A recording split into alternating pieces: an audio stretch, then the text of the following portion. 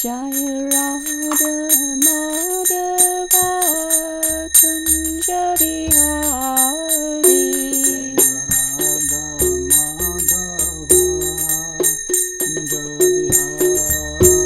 Jaya Radha Madhava Kunja Bihari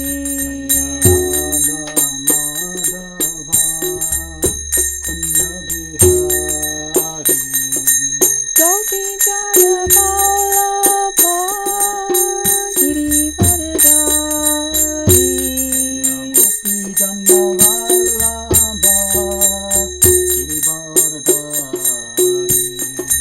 Gopi Jaya Vallabha Girivardhari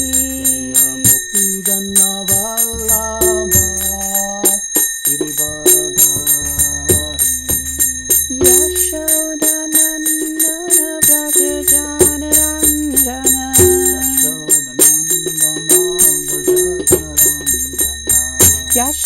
Yashodanandana Braja Jana Ranjana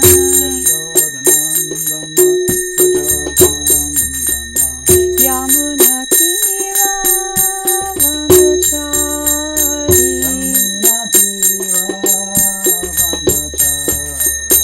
Yamuna Tira Vanachari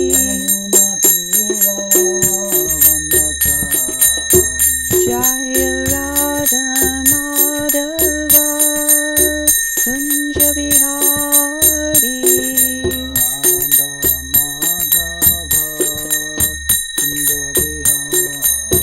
Jaya Radha Madhava Kunja Bihari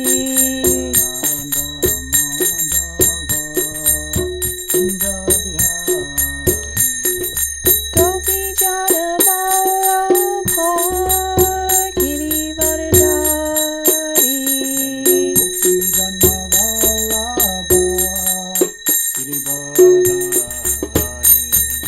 Gopi Jana Vallabha Girivardhari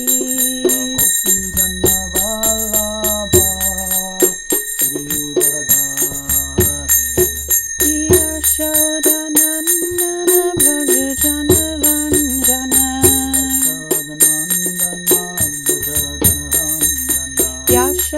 Yashodanandana Braja Jana Ranjana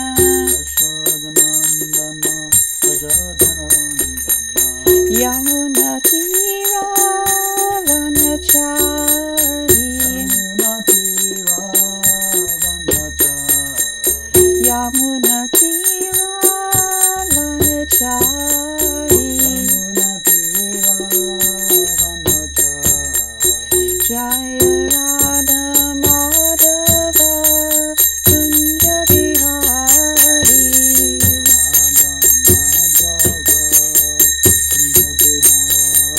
Jaya Radha Madhava Kunja Bihari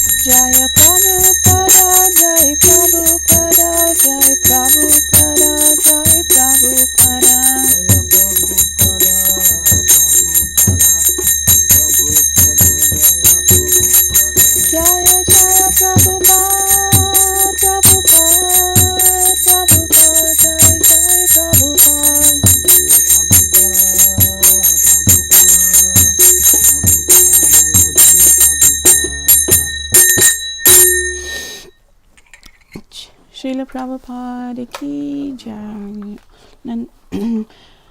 Shri Bhakti Rasamrita Sindhu ki jai. So welcome to the Nectar of Devotion, chapter 32. So let's repeat the invocation. Om Namo Bhagavate Vasudevaya. Om Namo Bhagavate Vasudevaya.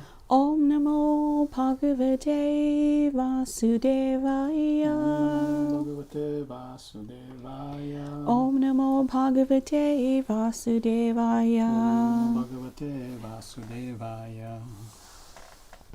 So today we cover chapter 32 from the Nectar of Devotion, Sri Bhakti Rasamrita Sindhu, given to us mercifully by Srila Prabhupada. So let's repeat the prayers to the 6 Goswamis. First verse.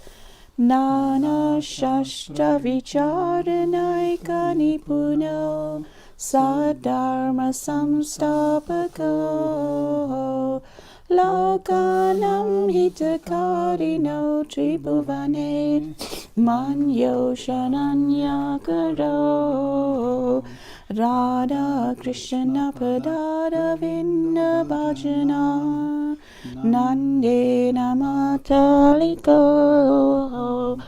Vande Rupa Siddhartano Raghu Yugo Shri Jiva Gopala Go. I offer my respectful obeisances unto the 6 Goswamis, namely Sri Sanatan Goswami, Sri Rupa Goswami, Sri Raghunath Bhatta Goswami, Sri Raghunath Das Goswami, Sri Jiva Goswami, and Sri Gopal Bhatta Goswami, who are very expert in scrutinizingly studying all the revealed scriptures with the aim of establishing eternal religious principles for the benefit of all human beings. Thus they are honored all over the 3 worlds, and they are worth taking shelter of because they are absorbed in the mood of the gopis and engaged in transcendental loving service of Sri Sri Radha and Krishna. So this chapter is entitled Symptoms of Continuous Ecstasy. So in the category of ecstasy or bhava, we have thus far understood that there are 5 types of components of rasa. So as love develops towards Radha Krishna, there are certain emotions that become awakened in the individual. So this rasa that the person experiences, or the mellow, has 5 components. Srila Rupa Goswami and the several acharyas have categorized them as Anubhav, Vaibhav, Sattvika Bhav, Vyabhichari Bhav, and Sthayi Bhav. So we've discussed these a little previously, and Srila Rupa Goswami did tell us that the rest of the chapters will expand more on the subject matter. So today, the symptoms of continuous ecstasy, king of bhavas, Sthayi Bhav, is known as the king of bhavs for 2 reasons. So previously you may recall that I, in my description of Sthayi Bhav, was explaining that Sthayi Bhav is something that is permanent. We said that we could coin the term staying power, Sthayi Bhav as staying power. So it's constant. So therefore, Sthayi Bhav is known as the king of bhavas because it is the most essential element of rasa, and all other emotions are under its dominion. How this is possible will be explained subsequently in this particular chapter, and the next 2 chapters continue the description of the subject matter. So next week, because they are shorter chapters, we shall do 33 and 34 together. Most essential element of rasa, one's mood of affection for Krishna is the permanent foundation of one's heart and is therefore the most important element of rasa. To explain this, we offer the following analogy. Rasa consists of an interaction among 5 bhavas. Similarly, the ocean consists of an interaction between sea water, wind, waves, tides, etc. Sthayi bhav is comparable to the sea water, and the other 4 bhavas are comparable to the wind, wave, tides, etc. So sthayi bhav is the sort of foundation. Without the element of sthayi bhav, the foundation of one's heart is not there. It just can't happen. So all these elements are essential parts of the ocean. Without the waves, the ocean seems incomplete. Without the winds, the tides, there can be no waves. Nonetheless, the sea water is by far the most important element of the ocean, because it is the permanent foundation upon which other elements interact. Similarly, sthayi bhav is the permanent foundation upon which other bhavas interact, and therefore it's the most essential element of rasa. I think at this juncture I should say that if you have joined the class today from the WhatsApp group, there you can in the same YouTube link, if you click on Chaitanya Academy in line with the subscribe button, then you'll see a playlist come up and you'll find the other chapters there. So at your own ease, you're most welcome to go and listen to them and catch up with the subject matter. But stay with us, because Prabhupada said Krishna consciousness is like a simply wonderful. Wherever you bite, you get the sweetness. So 2 varieties of sthayi bhav. So sthayi bhav is of 2 varieties, mukhya rati, direct, and gauna rati, which is indirect. Srila Prabhupada mentions this. It can be exhibited directly or indirectly, and thus ecstatic love can be described as either direct or indirect. So in sthayi bhav, there are 2 categories, like Prabhupada has just mentioned, mukhya rati and gauna rati. So what is mukhya rati? Mukhya rati are the 5 principal relationships, like neutrality, servitorship, parental love, friendship, conjugal love, the feelings of ecstasy in love that a devotee may feel toward Krishna in his or her relationship. Then gauna rati is laughter, or the indirect symptoms of this ecstasy that a person then feels, which may be exhibited in laughter, astonishment, chivalry, lamentation, anger, fear, or dread.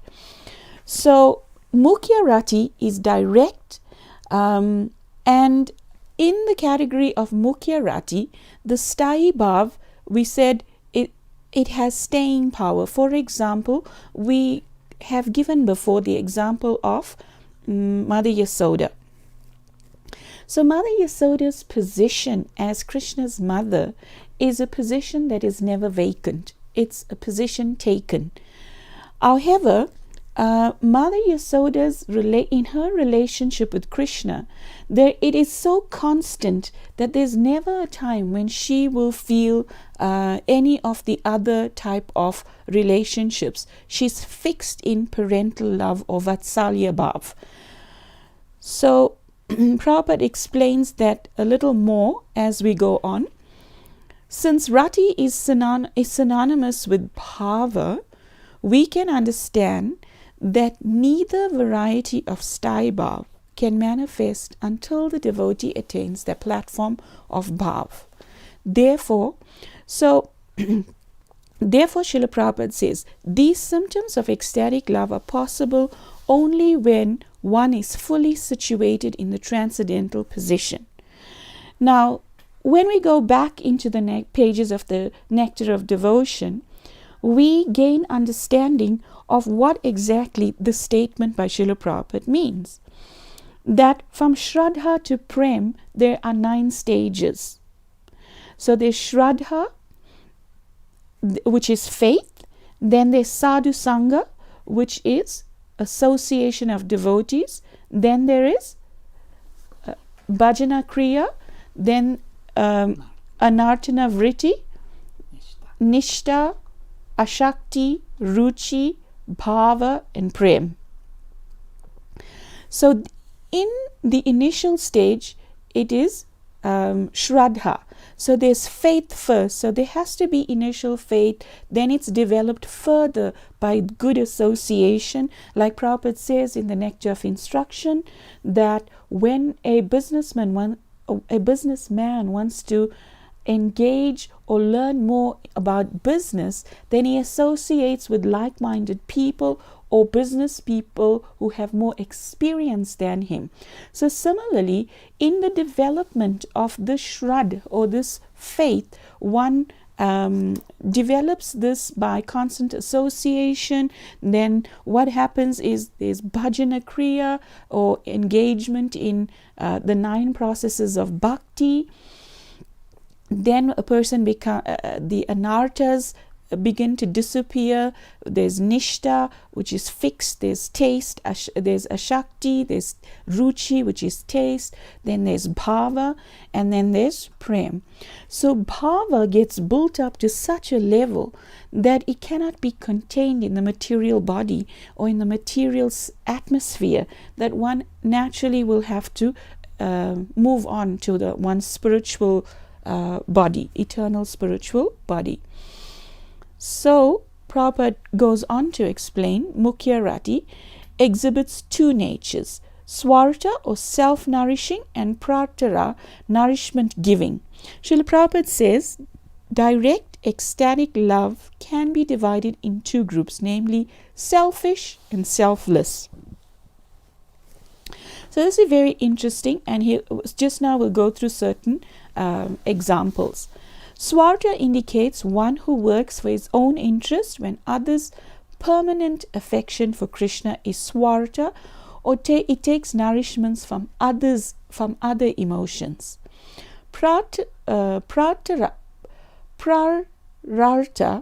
indicates one who works in the interest of others when one's permanent affection for Krishna is prararta, it gives nourishment to other emotions.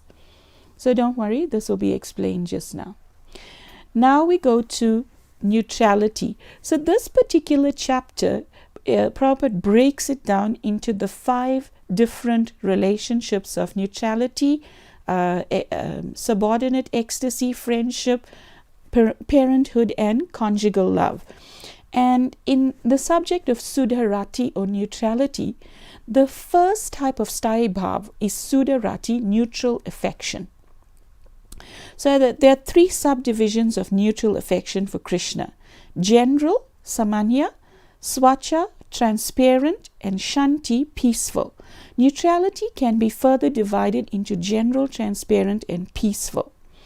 And the anubhavs of Sudharati, Srila Prabhupada summarizes the anubhavs of Sudharati. It can be manifest sometimes in trembling of the body, changing of the color of eyes from red to white, although there is no symptom of any particular affection. So this neutrality can be is actually made a lot clearer, as in the case of all of Prabhupada's teachings, when he gives an example. So Prabhupada goes on here to give an example of Samanya Rati, where he speaks of an old man. So he says Samanya Rati occurs when one's affection for Krishna has not yet matured into a specific relationship. So one feels love for Krishna, but the relationship, in which category is it? Not yet. It's not yet confirmed in any category. So Srila Prabhupada explains an attraction for Krishna by people in general or by children cannot take any specific or satisfactory position. So sometimes, by the mercy of a devotee who's already on this high state, there's a reflection of this bhav, and a person may feel ecstatic symptoms being in association of such a devotee. And Prabhupada gives the example. One old man was told by a young man, just see how this child, only 3 years old, is so jubilant. Simply by seeing Krishna, he's running so swiftly, making a tumultuous sound. Just see. So due to the young age of the child, his affection has not yet matured into any specific sentiment. Srila Prabhupada thus comments, this is an instance of neutral ecstatic love in the heart of a child without any specific subdivision. So a devotee may have a pure heart, there's no, is past the stage of anartana vritti, etc., or by the very powerful association we said just now of an advanced soul, a person starts to feel jubilant or will feel some love toward Krishna. So Prabhupada gives another example, and the example of the young girls in Vraj. Their specific conjugal affection for Krishna cannot satisfactorily manifest before the age of maturity. In time they will grow up to become gopis, but before maturity the affection for Krishna is of no specific category, it is general or samanya. So this is the very young age of the gopi, and as she grows up and is trained by this other gopis, her natural position will then become nicely reawakened, and it will be categorized in one of these categories. So the Brahmana, his expression of love is there because why? Prabhupada is explaining, sometimes he would protect the Lord in paternal love, sometimes he would cry out to the Lord, expressing to the Lord that the Lord is his beloved, and sometimes he would meditate on the Lord as a super soul. So his love is not yet steady, it is on a platform of neutrality, but is affected by external circumstances. So the example is given like when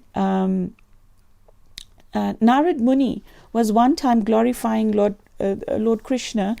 You know that Narad Muni is known as the transcendental spaceman. So he travels from planet to planet, and what happens is that he plays his veena and Narada Muni Bhajaiva. We heard he is constantly singing the glories of Radha and Krishna. So one time Narad Muni was traveling and he met the 4 Kumaras headed by Shaunaka. And although the 4 Kumaras, these original sons of Lord Brahma, they were impersonalists because they were absorbed as Brahmavadis, or in the conception of Brahman. We know that in the Bhagavad Gita that we have just studied, there we encountered that there are different ways to approach Krishna.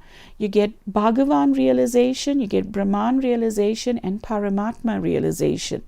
So the Brahmavadis, they were still in the Brahman realization, where they are in not in Sat, they are in not in Chit, but they are in Sat. They have realized only the Sat feature of Krishna.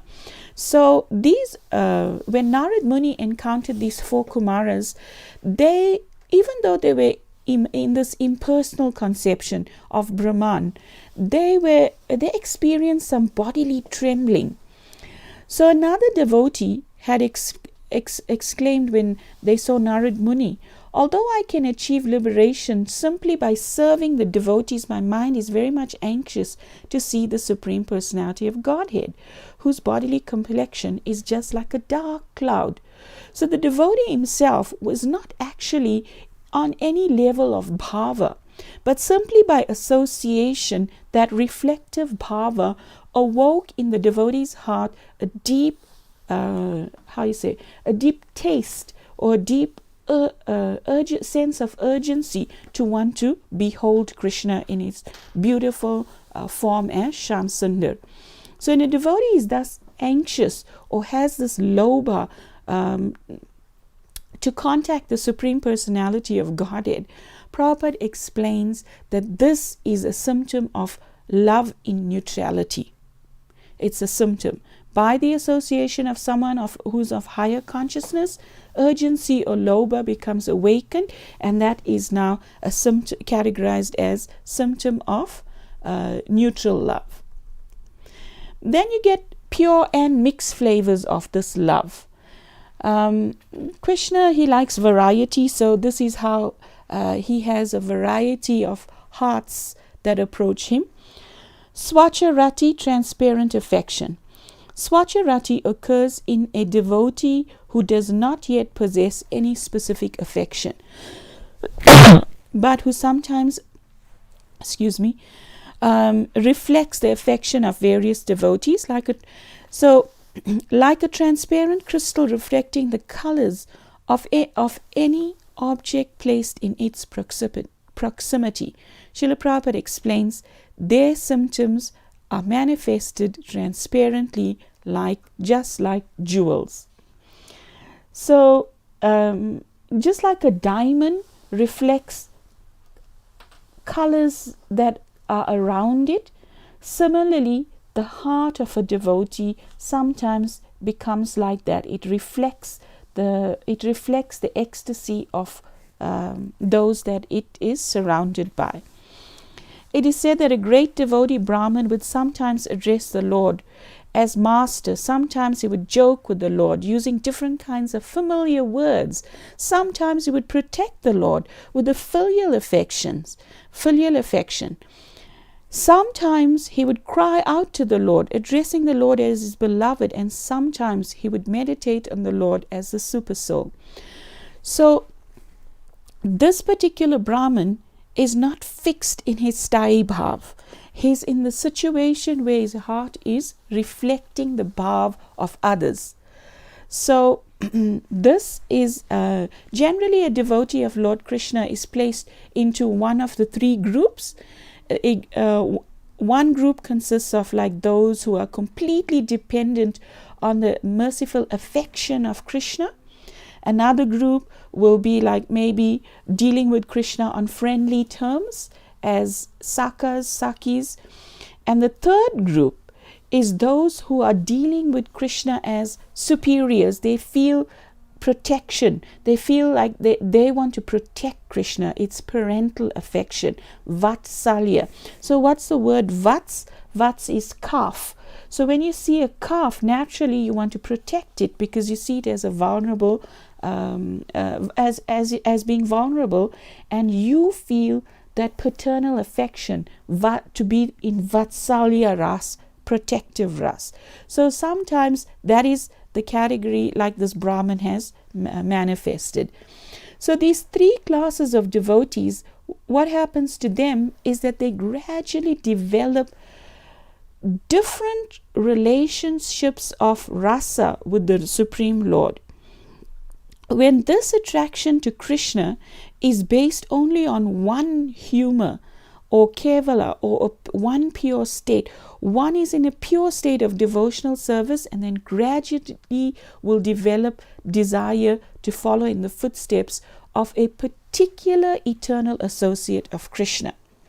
So for example, when just say the Sakya Ras becomes fixed in awakened and fixed in the heart of the individual, then one will develop the sort of inclination to follow in the footsteps of any one of Krishna's friends. Like Krishna has one friend called Rasala, and he is a personal attendant of Krishna in Goloka Vrindavan. Or Krishna has different other friends like Sridham, Sudham, and or one may feel parental affection or an inclination to follow in the footsteps of Nanda and Yasoda or other devotees in parenthood like Nanda Maharaj's brothers are Upananda, etc. Or Rohini, Balaram's mother. So ecstatic love for Krishna is never manifested directly with Krishna himself. Prabhupada explains, you can never feel these ecstatic symptoms for Krishna in a direct way. The devotee has to follow in the footsteps of an eternal associate of Goloka Vrindavan. So it brings us back to that famous statement in the Chaitanya Charitamrita, das anudas anudas anudas, right? So that's the mood of the gopis of Vrindavan, the most exalted devotees of Krishna. So it's nothing inferior.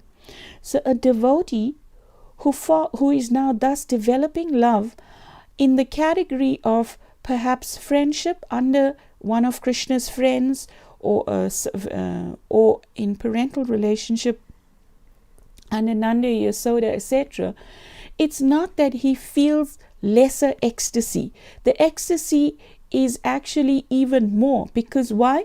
The further down the line you are, the greater the ecstasy is, the deeper the feelings of love or ecstasy becomes aroused. So it's a very, very amazing thing. It's an ever increasing ocean of bliss. That's why Krishna himself took a position of subordination as Lord Chaitanya Mahaprabhu, because he wanted to experience the bliss. If you read in the Chaitanya Mangala, he wanted to experience how come Lakshmi Devi, when she bathes the feet of Narayan, she feels so much of ecstasy more than Narayan himself.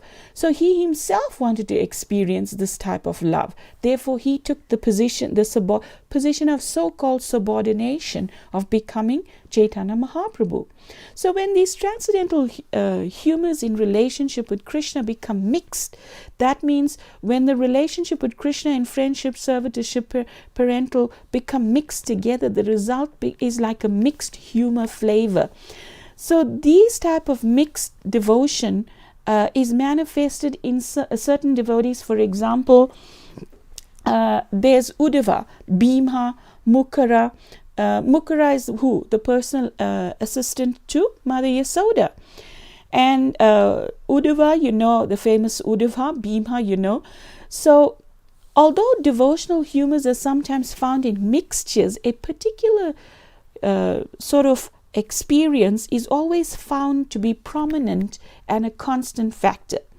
So, this prominence is accepted as the devotee's main relationship with Krishna. For example, if we look at Uddhava, in his relationship with Krishna is sometimes as a friend, but Uddhava's character, the trace of servitorship to Krishna is also visible. If you remember in the Krishna book, when Uddhava was sent by King Kamsa to Vrindavan to fetch Krishna, he was expressing so much of this a character of servitude and the eagerness to meet with Krishna.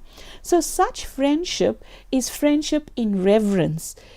It's but the friendship that Sudama, Sridham, they have, it's a standard friendship. They never go into the mood of reverence. There's no tinge of reverence. They are simply Krishna's cowherd friends. They'll never become in any their love for Krishna is simply fixed in that. So their sthai bhav is thus. It is in total friendship with Krishna, never mixed with reverence or with dasya, servant, etc.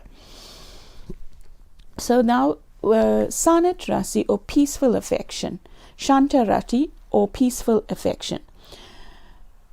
Shantarati occurs in those who are completely detached from sense gratification, but have no inclination for an active relationship with the Lord. So the heart is sort of pure. In other words, they detach from sense gratification, but it has not yet matured to have its original inclination of servitude towards Radha and Krishna blossomed or manifest. In other words, Shanta Bhaktas are liberated persons who lack more advanced sentiment that Krishna is mine, Krishna is my master, my friend, my child, etc. Mamta Buddhi is the term for this sense of Krishna is mine. So they haven't developed mamata, that Krishna is mine, but yet their hearts are purified. They're free from sense gratification. Now the spark has to be fanned further for the development of their specific bhavs to become manifest. So Prabhupada gives the example of two Shanta Bhaktas, the four Kumaras, the Brahmanishta devotees, whose desire to see the Lord is awakened by association of devotees that we just read. They're reflective of others' love. The devotees who always think of Krishna as superior and subordinate, the devotees who always think of Krishna as superior are in this sort of subordinate ecstatic love. In such individuals, the concept of inferiority to the Lord is very prominent. Whereas what we just read in the example of those who are more fixed in the attitude of Krishna is mine, I need to protect him, this is not there. So in such devotees, to such devotees, the concept of inferiority, we said, to the Lord is very prominent, and they rarely take interest in any one of the other transcendental loving humors or relationships with the Lord. For example, Prabhupada gives quotes an example from the Mukundamala Stotra of King Kulashekara, where he says, "My dear Lord, you are the deliverer of all of living entities from the hellish condition of material existence. But that does not matter to me. When I am elevated to the heavenly platform, whether I am elevated to the heavenly platform or remain on this earthly planet, or am dispatched to some hellish planet, that does not matter at all to me. My only prayer is that at the time of my death, I may simply remember your two beautiful feet, which are just like lotus flowers fructifying during the autumn season." So in this prayer, King Kulashekar, he's not manifesting any of the humors of parental, friendship, or conjugal. He is simply in neutrality. He's saying all he wants is to remember the lotus feet of Krishna. So that's not wrong, but it can manifest. It is possible to go deeper, in other words. So we mentioned that Krishna's the relationship with Krishna can be deeper in friendship, conjugal, or parental, and we'll hear more about it. So Shanta Bhaktas, they do not perform mamata buddhi, but they are in three groups of devotees: dasya or piriti, servants; sakya, friendships; vatsalya, parents. So Prabhupada says one group consists of devotees who are completely dependent on the merciful affection of the Supreme Personality of Godhead. Another group consists of those who are dealing with Krishna only on friendly terms. And he says the third group consists of those who are dealing with Krishna as superiors with parental affection. So it's Vatsalya, Sakyam, and friendship, parenthood, and conjugal love. Then Mamata Buddhi can be either Kevala, mixed, or pure, or Sankula, mixed. One finds unmixed possessiveness, that means Kevala, in a devotee whose service mood is exclusively servitude, friendship, or parental affection.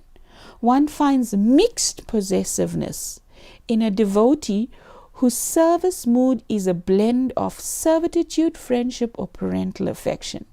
For example, Uddhav's mood is Sankula, servitude mixed with friendship. So, servitude mixed with friendship. So, as far as friendship is concerned, those higher grade devotees who are almost considered to be as great authorities in friendship relationships with Krishna, or friendly platform where there are different kinds of laughing, joking conversations. You see that lovely picture comes to mind of Krishna lying there, and the cowherd boys, Krishna's yawning, and they're playfully trying to put a flower in his mouth. So these are different types of friendship or relationships with Krishna. So in servitorship, Prabhupada describes Dasya Rati or Prita Rati in the section of subordinate ecstatic love. The essence of Dasya Rati is feeling inferiority to Krishna, and therefore the sense of dependence upon his favor and kindness. So you're always serving, wanting to be a servant of Krishna and earning Krishna's favor, earning Krishna's kindness. The quotation from the Mukunda Mala Stotra that we just went through by King Kulashekar is actually a prayer for kind favor of Krishna. What does he want? He simply wants to see the two lotus feet of Krishna. Upon a kind favor upon the Lord, upon the dependent devotee, so that he may be able to remember Krishna's lotus feet at the time of death. This exemplifies Dasya Rati. So his heart has not yet blossomed into anything else, but is simply fixed in that type of understanding. Whereas in friendship, the main characteristic of friendship, Sakya Rati, is a feeling of equality with the Lord. He's one of us. The cowherd boys, thereby they can ask Krishna to play a game with them, whereby Krishna can become a loser, and Krishna will then have to pick them up and put them on his shoulder and run. He is one of us. This type of affection is therefore devoid of shyness, characterized by prankish humor behavior. Rupa Goswami gives two examples of these uninhibited dealings in Sakya Ras. So we said, they can pretend to put something in Krishna's mouth while he's resting. They can do several things to sort of trick Krishna and laugh about it, because they're fixed in that relationship, and it brings immense joy to Krishna, because Krishna has feelings for them that is reciprocal to that friendship. Krishna feels the need for their friendship. So like one time Krishna was thinking, today while I was engaged in tending the cows in the pasturing grounds of Vrindavan, I went to collect some flowers in a beautiful garden. Why Krishna collects flowers from the garland? We all know he wants to make a garland for Srimati Radharani. At that time, his friends, the cowherd boys, the Sakas, they were unhappy to even tolerate 2 minutes separation from Krishna. And when they found him, there was a competition between them as to who could touch the there was a competition when they saw Krishna as who would be the first to touch the flowers that he had in his hand. So it's incredible how, due to their deep love for Krishna, they could feel like this. One time, one friend, he criticized Krishna. Damodar, although you are defeated by Sridam and become sufficiently minimized in strength, by false expression of strength, you have somehow covered your shameful condition of defeat. Can you imagine the audacity to speak to Krishna like this? Under normal circumstances, who would have the guts to say that? But the cowherd boys, because they have that relationship with Krishna, in friendship, they can tell Krishna, Sridam is stronger than you, and you are somehow covering your shameful condition of defeat. Because you don't want to admit defeat. You always want to be the strongest. So in jest, they can say these things to Krishna, because that's their rasa of friendship. Very sweet. So in parenthood, Vatsalya Rati, the essence of Vatsalya Rati is a sense of seniority or protective superiority to Krishna. Contrast Dasya Rati with Vatsalya Rati. In Dasya Rati, the devotee is the object of Krishna's mercy. In Vatsalya, Krishna is the object of the devotee's mercy.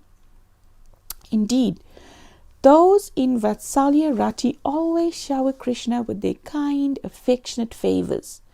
One finds Vatsalya Rati in devotees who are Krishna's elders.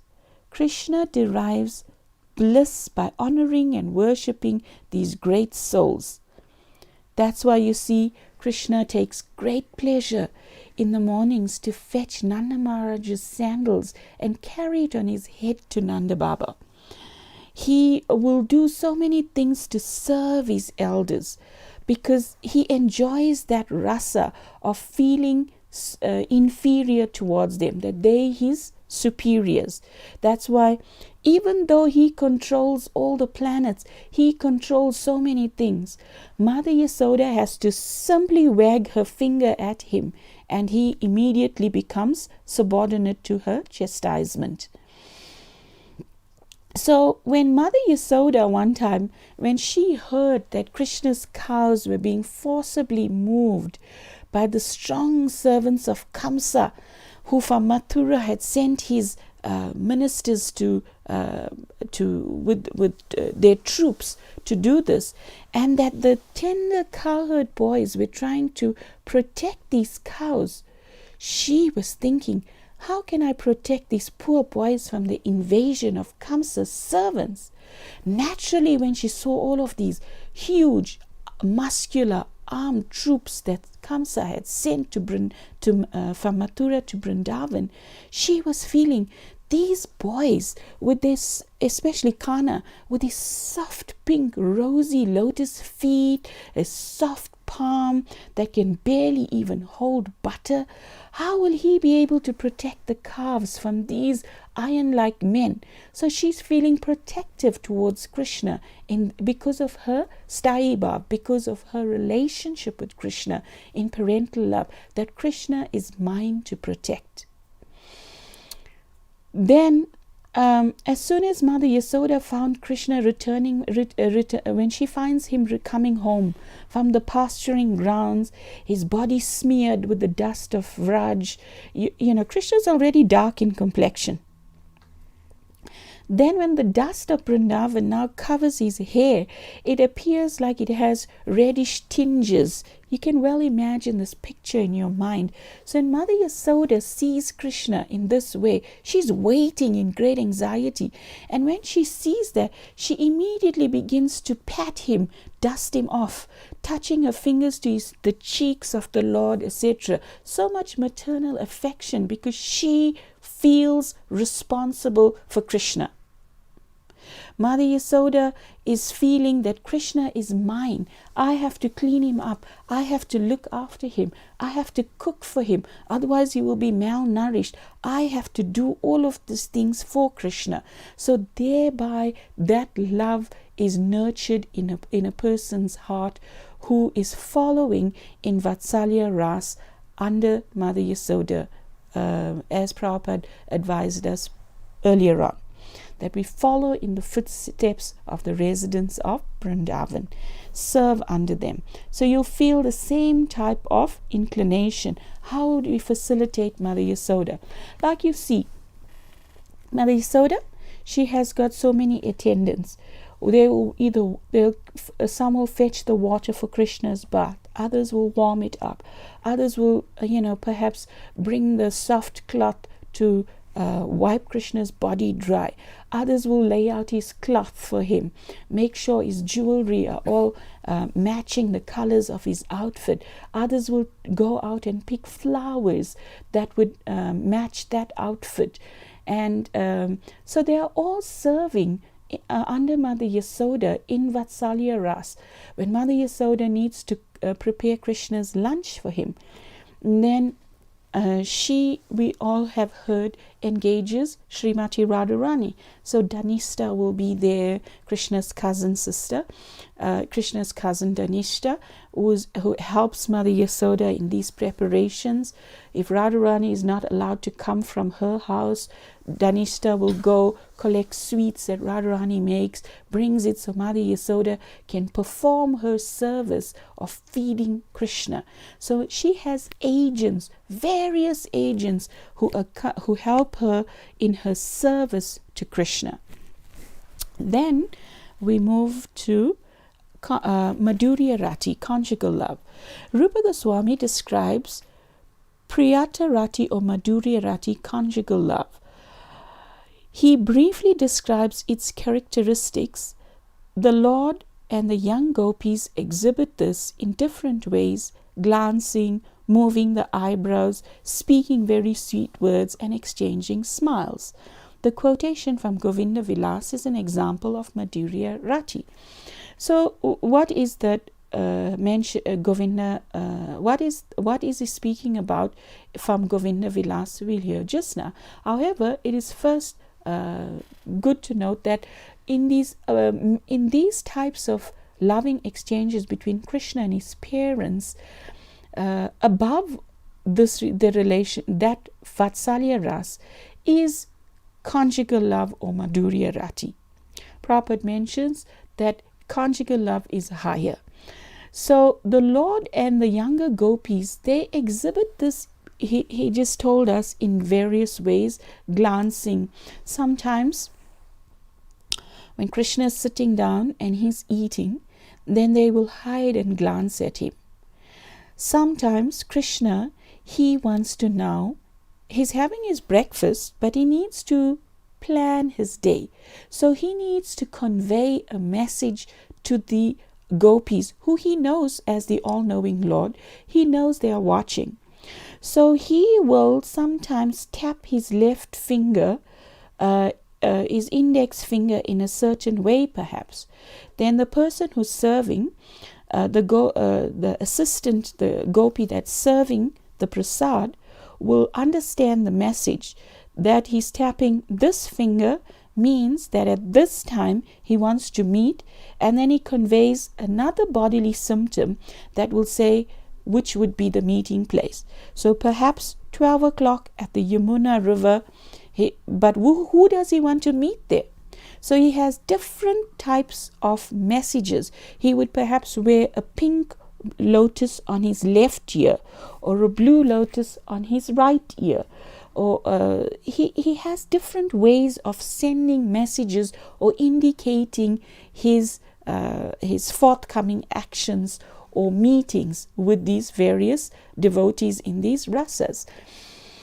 So sometimes the gopis, when they speak to Krishna in their conjugal rasa, they exhibit some anger, and it seems like they are shooting arrows. So you see, the eyebrow is like the shape of a bow, and from under the eyebrow, the eye, when it shoots a glance, then the eyebrow sort of moves like a stringed bow, and then that glance is sharp and it hits Krishna, so to speak. So it conveys that the heart of the gopi is exhibiting anger in ecstasy. So it's Krishna gets the message. Sometimes they speak very sweet words, exchanging smiles. So these are also very, very specifically and intelligently chosen. In the Govinda Vilas, the Srimati Radharani was looking for Krishna anxiously. And, she was almost, you can well imagine, disappointed. And when there's this indirect expression of conjugal love, there's smiling, astonishment, enthusiasm, lamentation, anger, dread, sometimes even ghastliness. These exchanges of love is also another state of ecstatic love. In their direct relationship of conjugal love, there can be laughter, astonishment, chivalry, laughter, enjoyment, chivalry. There can be lamentation, there can be anger, there can be dread, but there's no ghastliness. These expressions are considered to be the greatest reservoirs of pleasure. So what's a reservoir? A reservoir holds water. So these feelings are like reservoirs that hold an immense amount of pleasure, because it's purely directed toward Krishna, and it is satisfying different awakenings that Krishna himself feels. So when these 7 kinds of ecstatic loving exchanges become manifested, they attain a status of steadiness or sthayi bhav, in which conjugal love then expands. So we just say that it expands, and how it expands, etc. You'll have to come next week to listen. So thank you very much. Are there any questions, comments, corrections, etc.? Please write that in the chat. Is there anything coming through? Thank you very much for your kind oral reception. We hope to be with you again next week. Hare Krishna, Srila Prabhupada Ki Jai.